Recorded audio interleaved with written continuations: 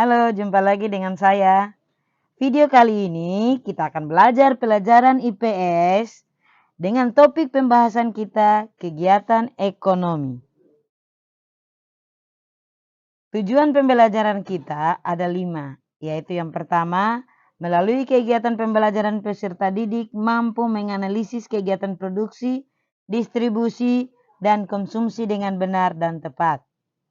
Tujuan yang kedua, melalui kegiatan pembelajaran, peserta didik mampu mengidentifikasi 5 faktor yang mempengaruhi kegiatan produksi. Dan tujuan yang ketiga, melalui kegiatan pembelajaran, peserta didik mampu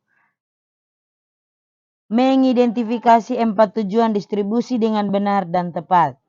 Dan yang keempat, melalui kegiatan pembelajaran, peserta didik mampu menganalisis kegiatan konsumsi yang dilakukan oleh rumah tangga keluarga, rumah tangga perusahaan, dan rumah tangga negara.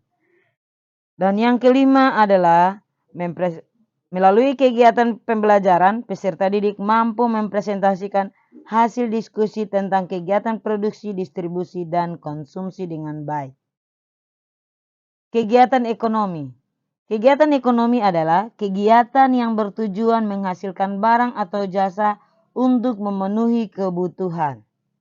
Kegiatan ekonomi dibagi menjadi 3 bagian, yaitu produksi, distribusi, dan konsumsi. Pengertian produksi. Kegiatan menghasilkan barang atau jasa atau menambah nilai guna pada suatu barang atau jasa. Tujuan produksi ada 3 bagian. Yang pertama, memenuhi kebutuhan manusia. Yang kedua, memperoleh keuntungan. Dan yang ketiga, mempermudah manusia dalam mencapai kemakmuran. 4 faktor yang mempengaruhi produksi, yaitu yang pertama, faktor alam, kedua, faktor tenaga kerja, yang ketiga, faktor modal, dan yang keempat, faktor kewirausahaan. Faktor produksi alam adalah faktor produksi yang disediakan oleh alam sebagai bahan mentah atau bahan baku produksi. Yang pertama tanah, yang kedua hutan, yang ketiga barang-barang tambang, dan yang keempat air. Kita lihat pada yang pertama, tanah. Tanah sebagai sumber daya alam dan manusia dapat menggunakan untuk lahan pertanian, produksi, perkebunan, dan peternakan, serta lain-lain. Yang kedua, hutan. Hutan dapat menghasilkan bahan mentah seperti kayu. Yang ketiga, barang-barang tambang seperti emas, biji besi, minyak bumi, dan gas alam. Yang keempat, air. Air dapat digunakan untuk pengairan atau bahan baku lainnya. Faktor produksi tenaga kerja. Faktor produksi tenaga kerja adalah sumber daya manusia yang dapat digunakan kemampuan untuk proses produksi. Tenaga kerja dapat dibagi menjadi 3 bagian, yaitu yang pertama, tenaga kerja terdidik. Tenaga kerja terdidik yang menempuh pendidikan formal, contohnya dokter, guru, dan konsultan. Kedua, tenaga kerja. Tenaga kerja tidak terdidik. Tenaga kerja yang memiliki keterampilan terlatih seperti montir, sopir, dan tukang jahit. Yang ketiga, tenaga kerja tidak terdidik. Tenaga kerja yang tidak terdidik memiliki keterampilan seperti tukang sapu, tukang sampah, dan kulit bangunan. Faktor produksi modal. Faktor produksi modal adalah segala hasil produksi yang dibuat manusia dengan tujuan untuk menghasilkan barang-barang atau jasa-jasa lainnya. Modal tidak hanya berupa uang tetapi juga berupa barang. Contoh mesin, gedung, bahan mentah atau bahan baku yang digunakan untuk proses produksi. Faktor kewirausahaan. Kewirausahaan adalah kemampuan seseorang atau beberapa orang untuk menyatukan semua faktor produksi agar dapat menghasilkan barang tertentu. Faktor produksi ini merupakan kemampuan menjalankan suatu perusahaan sehingga perusahaan tersebut dapat berjalan secara efisien dan menguntungkan. Kegiatan distribusi.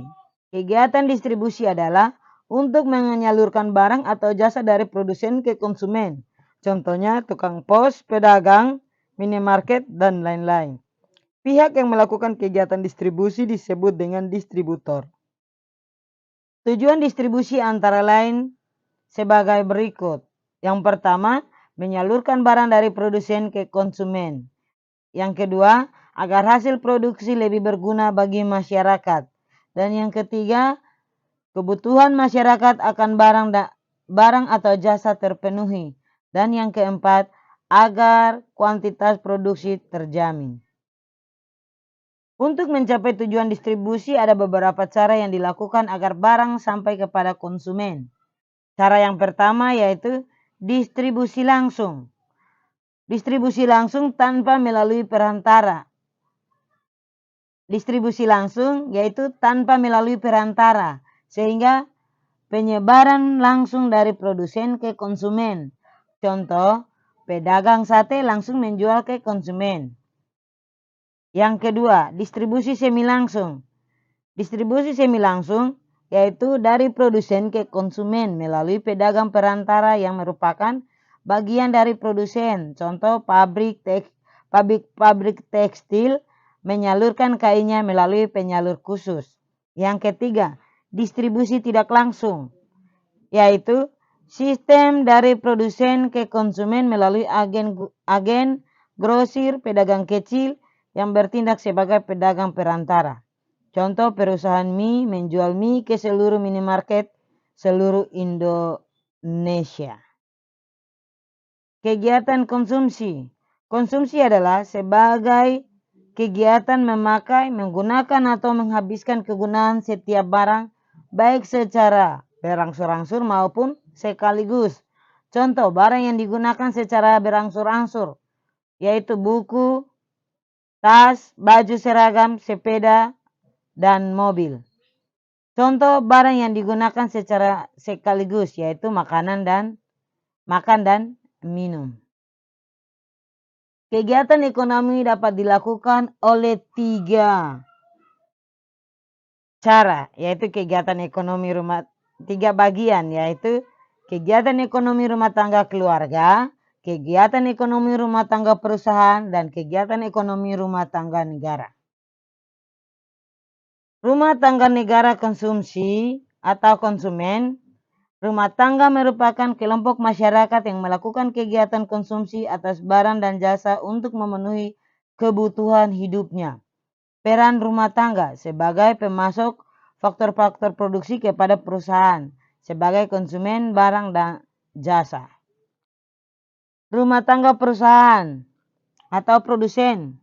Perusahaan adalah usaha kegiatan produksi yang teratur untuk menghasilkan barang dan jasa guna memenuhi kebutuhan hidup orang banyak. Sebagai produsen, yaitu sebagai distributor, sebagai mata rantai penyalur barang ke konsumen. Sebagai agen pembangunan, menjadi sumber pemasok uang bagi negara berupa pajak dan retribusi. Menyediakan barang dan atau jasa untuk konsumen, memberikan kesempatan kerja kepada masyarakat, dan memberikan kesempatan untuk berinvestasi. Peran rumah tangga negara atau pemerintah. Sebagai produsen, pemerintah berwenang mengolah berbagai sumber daya ekonomi yang menguasai hajat hidup orang banyak. Sebagai konsumen, untuk mewujudkan kesejahteraan masyarakat, pemerintah membutuhkan berbagai macam sarana publik. Sebagai pengatur, pemerintah membuat berbagai kebijakan untuk mewujudkan stabilitas ekonomi melalui peraturan dan perundang-undangan dengan disertai tindakan nyata. Kebijakan tersebut dapat berupa kebijakan moneter, kebijakan fiskal, maupun kebijakan real atau non-moneter. Demikianlah materi kita pada hari ini. Sampai ketemu di lain kesempatan. Terima kasih.